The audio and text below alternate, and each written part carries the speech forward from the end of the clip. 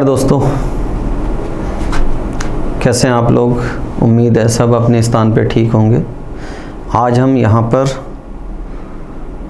उपस्थित हुए हैं अपना पेपर नंबर 853 को डिस्कस करने के लिए।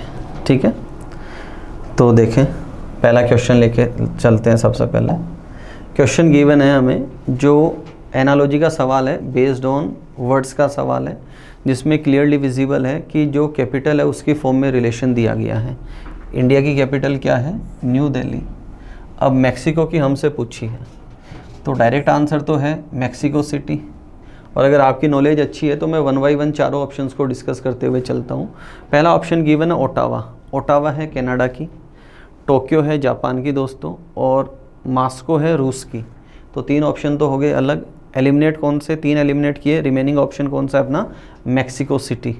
तो मैक्सिको की कैपिटल क्या होगी? Mexico city. देखें अगला सवाल है जो कोडिंग डिकोडिंग का सवाल है और बेस्ड ऑन नंबर्स की फॉर्म का सवाल है। ठीक है, इसमें एक वर्ड दे रखा है BAIG और उसका कोड हमसे पूछा है। कोड गिवन है इसका, तो कोड देखो आप। जैसे सबसे पहला है B की पोजीशन 2, A की 1, I की 9 और G की 7। सिंपल सा लॉजिक दे रखा है कि जो लेटर जिस पोजीशन पे आता है उसको ही लिखा गया है। तो आगे हम देख सकते हैं यहाँ B 2 नंबर पे आता है, 2 2 2 हर जगह दे रखा है। G 7 पे आता है, गिवन है ये भी, तो यहाँ लिख दूँ मैं 2 7 4 एंड 4। ऑप्शन है मेरे सामने सेकंड वाला। नेक्स्ट क्वेश्चन की तरफ चलते हैं। अगला सवाल दे रखा है, अगेन एनालॉजी का सवाल है, बेस्ड ऑन नंबर्स का सवाल है। इसके अंदर 17 का रिलेशन दे रखा है 4913। तो 17 की क्यूब जो होती है दोस्तों, 17 की पावर 3, 17 की पावर 3 जो है 17 इंटू 17 इंटू 17, ये गिवन है। तो 9 की पावर 3 जो होती है वो होती है 6859। 19 की पावर 3 कितना है? 6859। नेक्स्ट क्वेश्चन के ऊपर चलते हैं।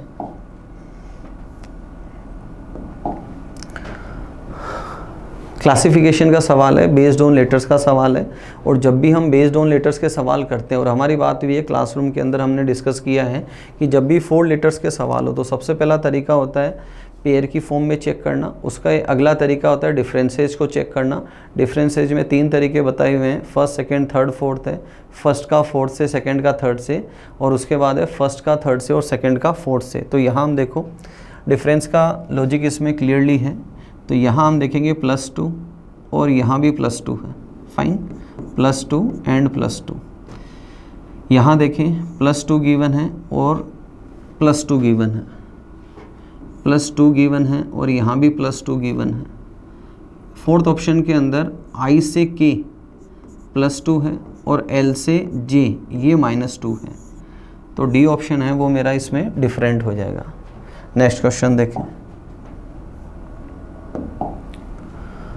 अगेन क्लासिफिकेशन का सवाल है और बेस्ड ऑन नंबर्स का सवाल है। 4 ऑप्शंस हैं, इसमें एक ऑप्शन हमें क्या करना है? एलिमिनेट करना है।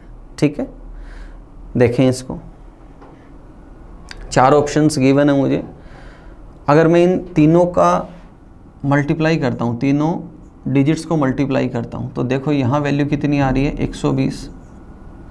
इनको अगर मैं तीनों को मल्टीप्लाई करूँ तो इनकी वैल्यू भी कितनी आ रही है? 120। यहाँ पर भी वैल्यू कितनी आ रही है? 120। और यहाँ पर जो वैल्यू आ रही है वो आ रही है 40। तो क्लियरली विजिबल है कि ऑप्शन डी यहाँ क्या जाएगा? अलग हो जाएगा, ऑड वन आउट हो जाएगा। नेक्स्ट क्वेश्चन की तरफ चलते हैं।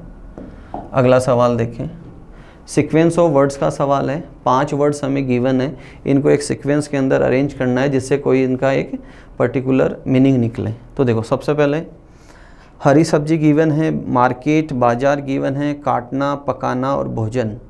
तो भोजन तक अगर मैं पहुंचूं तो सबसे पहले मुझे क्या करना होगा? बाजार जाना होगा। एक ही ऑप्शन गिवन है मुझे। बाजार जाके मैं क्या करूँगा? सब्जियाँ खरीदूँगा। बाजार गया, सब्जी खरीदी, सब्जी को काटा, फिर पकाया, और पकाने पर क्या रेडी हो गया? भोजन रेडी हो गया मेरा। तो ऑप्शन बी यहाँ पर परफेक्ट आंसर है इसका। नेक्स्ट देखें, अगले सवाल की तरफ चलते हैं। सीरीज का सवाल है और बेस्ड ऑन लेटर्स का सवाल है। 2 क्वेश्चन मार्क लगे हुए हैं। अमूमन डबल क्वेश्चन मार्क के अगर जो सवाल आते हैं, चाहे वो नंबर की फॉर्म में हो या लेटर्स की फॉर्म में हो, तो उन्हें करने का पहला तरीका है कि मैं ऑल्टरनेट चेक करूं सीरीज को। एक लेटर छोड़ के एक लेटर अगर मैं चेक करूं तो देखो, और दूसरा एक सीक्वेंस में इनमें ये दे सकता हूं, जैसे मैं ई को एच से कंपेयर करूं तो यहाँ +3 हो रहा है, एच को एल से कंपेयर करूं तो +4 हो रहा है, एल को ओ से कंपेयर करूं अगेन +3 हो रहा है, और ओ से एस में +4 हो रहा है। तो सीक्वेंस क्या बनी मेरी, +3 +4 +3 +4। नेक्स्ट में अगर मैं जाऊं तो यहाँ +3 करूँगा तो वैल्यू आ जाएगी V, और आगे +4 करूँगा तो वैल्यू आ जाएगी Z। तो सी ऑप्शन एकदम एप्रोप्रिएट आंसर है इसका। नेक्स्ट क्वेश्चन की तरफ चलते हैं। देखें,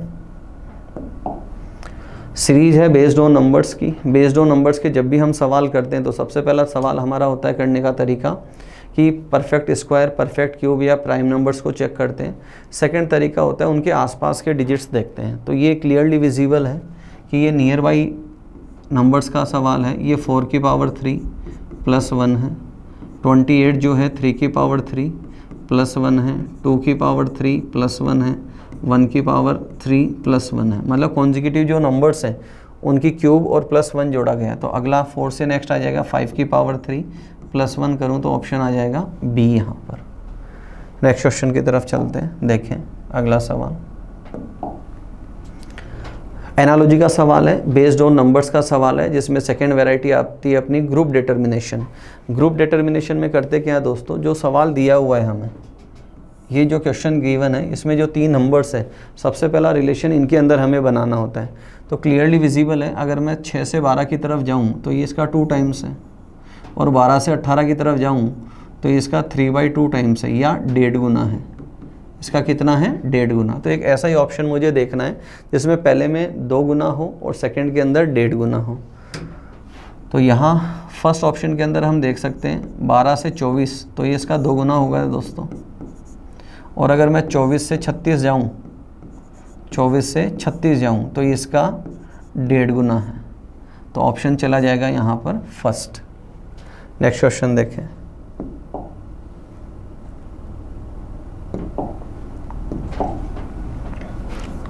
क्वेश्चन नंबर 10 है अपना, काउंटिंग ऑफ ट्राइंगल्स। ट्राइंगल्स गिनने हैं। अगर इस डायग्राम को मैं देखूं तो देखो ये डायग्राम मुझे सिमेट्री दे रहा है। इसके अंदर ये जो हॉरिजॉन्टल लाइन है, इस हॉरिजॉन्टल लाइन के ऊपर और नीचे एक जैसी फ़ोटो है। तो क्यों ना मैं एक तरफ गिन लूँ पहले और उसका ट्वाइस कर दूँ, ताकि समय कम लगे और काउंटिंग ईजिली हो जाए। तो सबसे पहले देखें 1 2 3 4 एंड 5। तो एक तरफ कितने हैं, 5, और दूसरी तरफ की कितने होंगे, 5। तो टोटल कैलकुलेशन कितनी हुई, 10। अब नेक्स्ट स्टेप है इन दोनों को कंबाइंड करूं। तो कंबाइंड करने पर यहाँ क्लियरली विजिबल है, देखो एक ट्राइंगल तो ये बन रहा है मेरा, और एक इसके अपोजिट वाला बन रहा है। तो 2 ट्राइंगल्स और मिले, कब, इनको जब मैंने कंबाइंड किया। तो 10 पहले थे, 2 अभी मिले, तो टोटल कितना आ गया, 12 है। तो आंसर जो फर्स्ट है वो यहाँ परफेक्ट आंसर है। नेक्स्ट देखें, अगला सवाल है डाइस का सवाल है। 3 डाइस गिवन है। जब 3 डाइस हो, या यूँ कहूँ मैं जब 2 से ज़्यादा डाइस हो, तो सबसे पहला तो हमें ये ध्यान रखना है, हमें वो रूल काम में नहीं लेना है जिसमें एक भी सतह समान नहीं हो, पहला बात। दूसरी बात यह है कि हमें उन 2 डाइस को कंपेयर करना है जिनकी एक ही सतह समान हो, जिनकी एक ही सतह समान हो। देखो अगर मैं फर्स्ट और सेकेंड डाइस को कंपेयर करूँ तो इसमें मुझे एक सतह समान दिखाई दे रही है, कौन सी, 6। और एक सतह समान हो तो हमने रूल क्या पढ़ा है, उस समान सतह से दिए गए पासों को क्लॉकवाइज अरेंज करते हैं। तो अगर फर्स्ट डाइस में मैं नंबर लिखूं तो 6 4 1 क्लॉकवाइज अरेंज करना है। सेकंड की बात करूं तो 6 3 और 5, तो 1 के अपोजिट 5 आना है, 4 के अपोजिट 3 आना है, और 6 के अपोजिट 2 आना है। और अगर मैं कंपेयर करूं फर्स्ट और थर्ड डाइस को, तो यहाँ 2 सतह समान है, 1 1 एंड 4 4। तो बचा कौन सा, 6 और 2। तो हमने पढ़ा है जब 2 सतह समान हो तो बची हुई एक सतह एक दूसरे के विपरीत होती है, ठीक है। तो यहाँ एक डाइस जब फर्स्ट और सेकंड को कंपेयर किया तब भी 2 के अपोजिट 6 आया, और जब मैं फर्स्ट और थर्ड को कंपेयर कर रहा हूँ तब भी मेरा आंसर क्या आ रहा है, 6 आ रहा है यहाँ पर। नेक्स्ट सवाल देखें। सीरीज का सवाल है, लेटर सीरीज का सवाल है, और लेटर सीरीज में वैरायटी है फिलर्स वाली वैरायटी। यहाँ हमने 3 रूल्स पढ़े हैं दोस्तों। पहला रूल होता है कि सबसे पहले तो हमें क्या करना होता है, इनका काउंटिंग करनी होती है कि कितने लेटर्स का सवाल है। तो सबसे पहले अगर मैं लेटर्स को काउंट करूँ तो देख सकते हैं आप 1 2 3 4 5 6 7 8 9 10 11 12 13 14 15 16 17 18 लेटर्स का सवाल है मेरे पास। अब 18 लेटर्स में डिवीज़न की अगर मैं बात करूं तो या तो 3 लेटर्स का ग्रुप बनता है या 6 लेटर्स का ग्रुप बनता है। अमूमन 6 लेटर्स के ग्रुप के सवाल कम आते हैं, 3 लेटर्स के सवाल हमें फिर भी मिल जाते हैं। ठीक है, तो 18 में 3 की पेयरिंग करते हैं हम। ठीक है, अब यहाँ हमने 3 रूल पढ़े थे। पहला रूल हमने पढ़ा था कि जब किसी सर्टेन पोजीशन के ऊपर, मतलब 3 के ग्रुपिंग हमने की, फर्स्ट पोजीशन पे एक ही लेटर अगर हमें मिले, जैसे मैं अगर इसका डिवीज़न करके देखूं 3 3 3 3 एंड 3, और अगर मैं फर्स्ट लेटर को कंपेयर करूं तो देखो फर्स्ट पोजीशन पे P आ रहा है, यहाँ पर भी P आ रहा है, तो आगे भी क्या आना चाहिए, P आना चाहिए। इसका मतलब ये रूल मेरा यहाँ पर नहीं लग रहा है। ठीक है,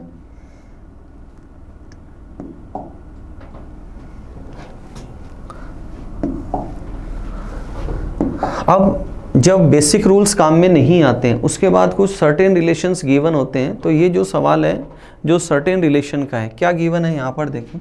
सबसे पहले मैंने इसको ऑब्जर्व किया तो मुझे यहाँ 3 तरह के लेटर्स दिखाई दिए, P विजिबल है, Q विजिबल है और R विजिबल है। यहाँ देखो लास्ट के अंदर आप इसको पकड़ते हैं तो देखो यहाँ क्या सीक्वेंस दिखाई दी, 3 टाइम्स Q है एंड 3 टाइम्स R है। तो बिफोर दैट उससे पहले क्या हो सकता है, 2 टाइम्स P हो जाए, 2 टाइम्स, सॉरी देखना वापस से,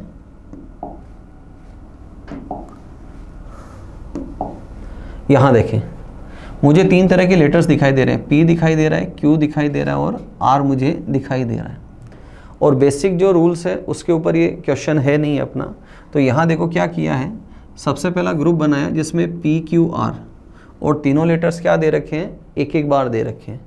सेकंड जो ग्रुप बनाया उसमें P 2 बार है, Q 2 बार है, तो R भी कितनी बार आ जाएगा, 2 बार। ये सेकंड ग्रुप बना। तो थर्ड ग्रुप के अंदर क्या हो जाएगा, P 3 टाइम्स आ जाएगा, Q 3 टाइम्स गिवन है और R 3 टाइम्स गिवन है। तो देखो फिलर्स में क्या आया, 1 2 3 टाइम्स R आया और 2 टाइम्स P आया। तो ऑप्शन कौन सा गया दोस्तों, फर्स्ट ऑप्शन यहाँ करेक्ट गया। नेक्स्ट क्वेश्चन की तरफ चलते हैं। अगला सवाल देखें, ब्लड रिलेशन का सवाल है, एकदम बेसिक सा सवाल है। देखें इसने कहा Mohan is the father of Ram.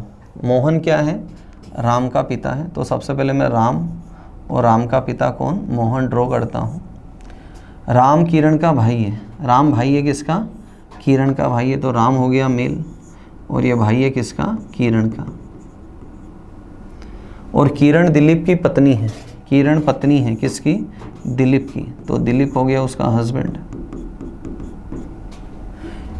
Next दे रखा है, तो दिलीप का राम के साथ रिलेशन कौन बताता है दोस्तों, हमारी बात हुई है जिसके साथ या जिससे पूछा जाए। रिलेशन कौन बताता है, जिसके साथ या जिससे पूछा जाए। तो यहाँ रिलेशन किसके साथ पूछा है, राम के साथ। तो मैं राम से किसकी तरफ जाऊँगा, दिलीप की तरफ। तो मैं राम से अगर दिलीप की तरफ जाऊँ तो किरण होगी राम की सिस्टर और ये सिस्टर का हो गया हस्बैंड। और सिस्टर का जो हस्बैंड होता है उसे क्या कहते हैं, ब्रदर इन लॉ। ठीक है, और हिंदी में हम कहेंगे इसको बहनोई। क्या कहते हैं, बहनोई या ब्रदर इन लॉ। क्लास में हमारी बात हुई है कि जब भी हमें क्वेश्चन का आंसर देना हो ब्लड रिलेशन के अंदर तो हम हमेशा जो इंग्लिश है उसको प्रेफरेंस देंगे। नेक्स्ट क्वेश्चन देखें, यहाँ देखें क्या कर रखा है इसने। जैसे अगर जो गिवन है उसको मैं ऑब्जर्व करूँ तो थर्ड से अगर मैं फोर्थ में जाऊँ तो ये जो गिवन लेटर्स है इन्हीं से अगले वाली स्टेप है। और क्या किया है, W और C को लिया है राइट टू लेफ्ट में और NO को अरेंज किया है लेफ़्ट टू राइट में। Got it. फिर से देखें एक बार क्या कहा मैंने,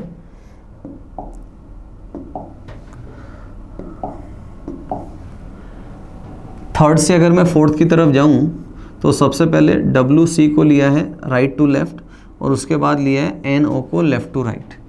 तो जब मैं फर्स्ट से सेकंड के अंदर जाऊंगा तो मैं SA को राइट टू लेफ़्ट पढ़ूंगा। राइट टू लेफ़्ट पढ़ूँ तो मेरे सामने ऑप्शन आया सेकंड, और इसको लेफ़्ट टू राइट दे रखा है पहले दो अक्षरों को, तो ये लेफ़्ट टू राइट दे रखा है।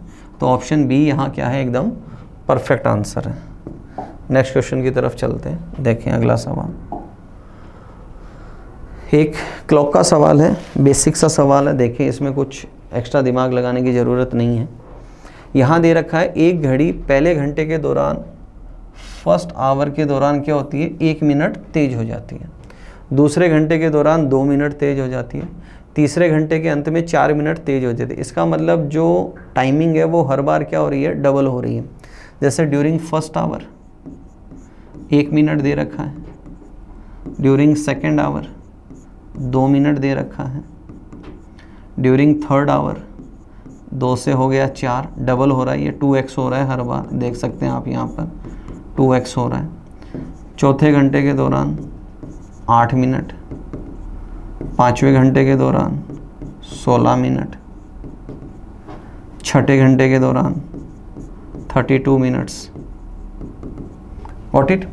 अब इसने कहा है यह सिलसिला इसी प्रकार जारी रहे तो किस घंटे के अंत में घड़ी ठीक 60 मिनट से अधिक तेज़ हो जाएगी।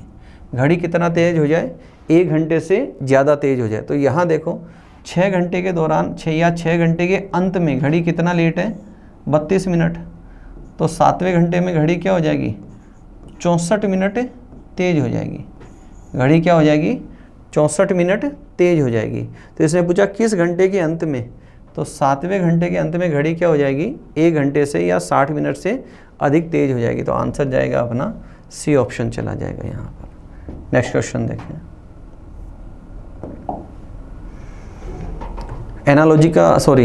अल्फ़ाबेट टेस्ट का सवाल है ये, और सिंपल सा सवाल है कि दिए गए शब्द के अक्षरों का प्रयोग करके बनाया जा सकता है, कौन सा वर्ड बनाया जा सकता है, ये हमें चेक करना है। ठीक है, तो देखो अगर मैं देखूं, पहला दे रखा है कम्युनिकेट, और जो स्पेलिंग है रिकमेंडेशन, उसमें यू नहीं है दोस्तों, यहाँ यू है और ऊपर यू कहीं भी नहीं है, तो ये वर्ड नहीं बनेगा।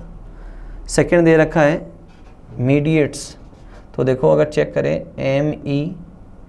MEDIATE और एस नहीं है दोस्तों इसमें, तो ये सेकंड वाला ऑप्शन भी नहीं बनेगा। थर्ड अगर मैं बात करूं मेडिको, तो देखो MEDICO ये अवेलेबल है सारे। फोर्थ अगर मैं देखूं रिमाइंडर, तो यहाँ देखो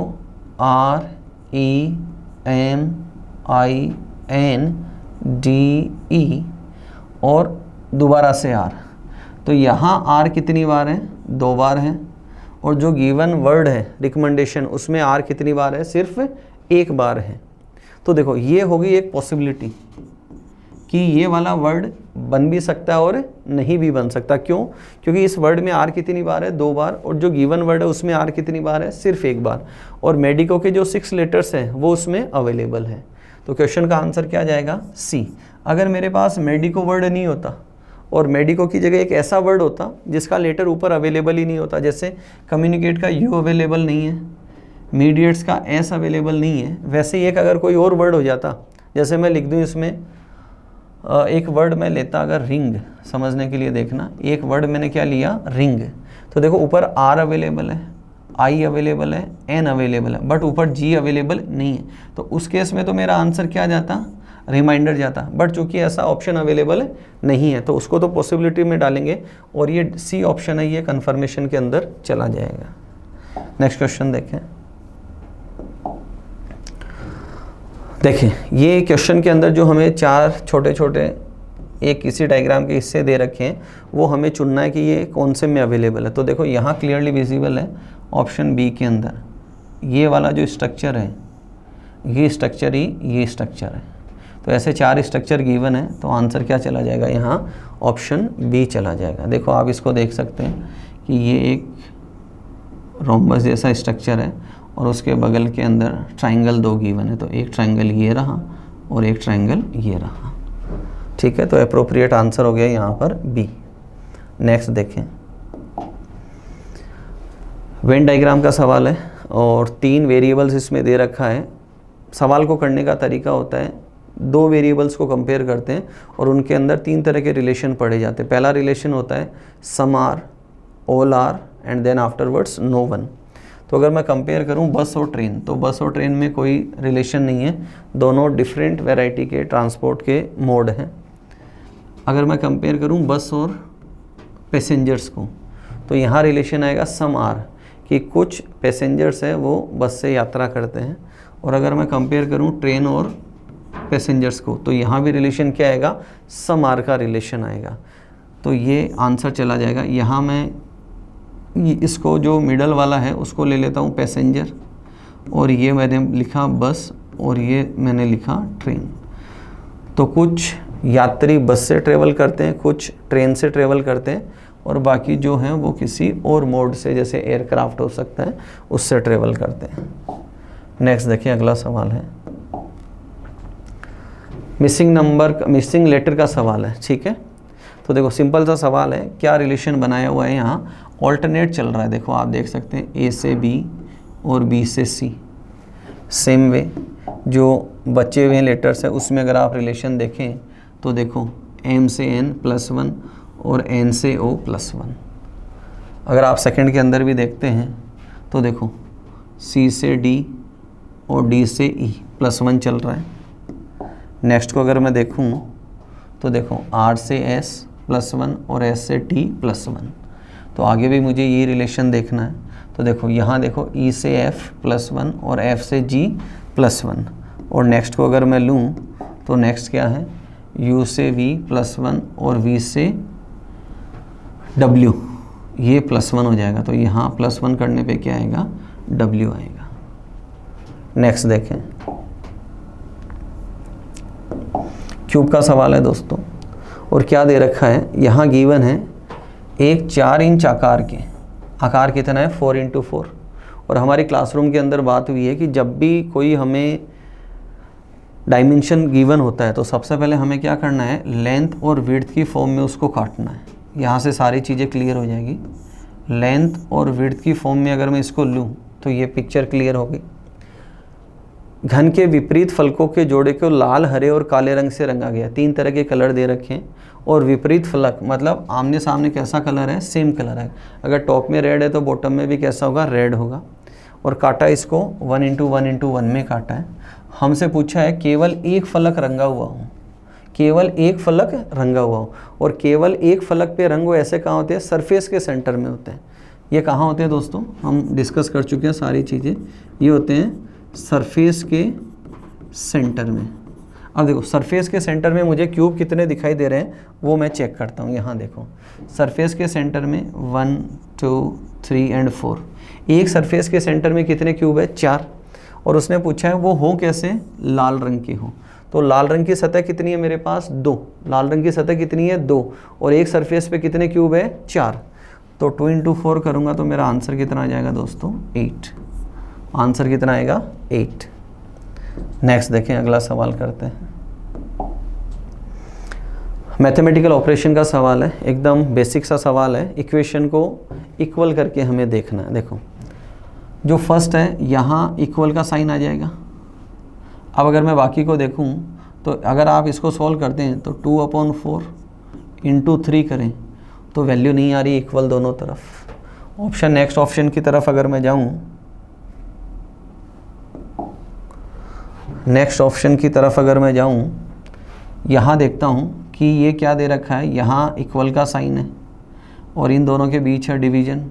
तो 24/2 करूँगा तो कितना आएगा, 11।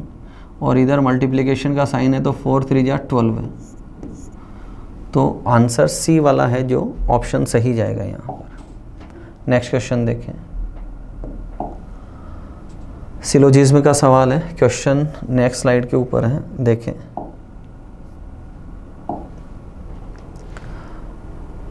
सॉरी सिलॉक्स का नहीं है, क्वेश्चन है अपना डिसीजन मेकिंग के टॉपिक्स आते हैं अपने, जिसमें आता है statement conclusion, statement assumption, statement argument और स्टेटमेंट कोर्स ऑफ एक्शन। ये अपने उसमें टॉपिक्स आते हैं।